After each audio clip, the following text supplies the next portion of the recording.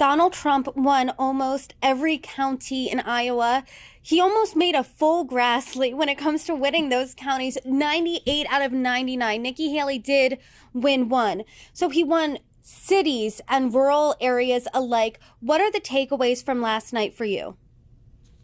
I think it's not surprising that he took rural Iowa because that's where he's thrived in the past. It's kind of those cities and some of those more moderate areas.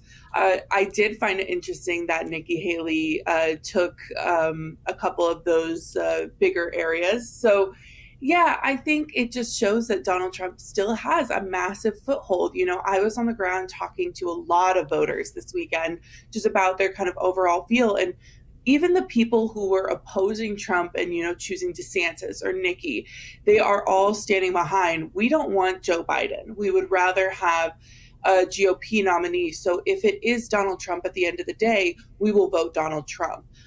So that was kind of interesting that, people are sticking with their party despite, the legal battles or January 6th events, and so they just want to see a GOP candidate in office again.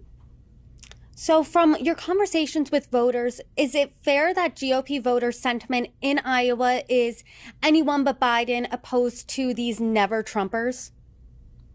Yeah, I think what was interesting is over the last year that I've been talking to voters, a lot of times I was running into people who were, I just want to find a candidate other than Trump, right? But now that the field has kind of narrowed down, they're kind of saying, okay, looking at some of our options here, obviously Trump might be the nominee. And so a lot of the events I went to this weekend were, campaign events. And so the pool is a little bit different. But I was surprised by how many people I'd go and talk to on caucus day yesterday. And I'd say, we're at a Vivek event. Are you going to caucus for Vivek? And they said, I don't know, maybe.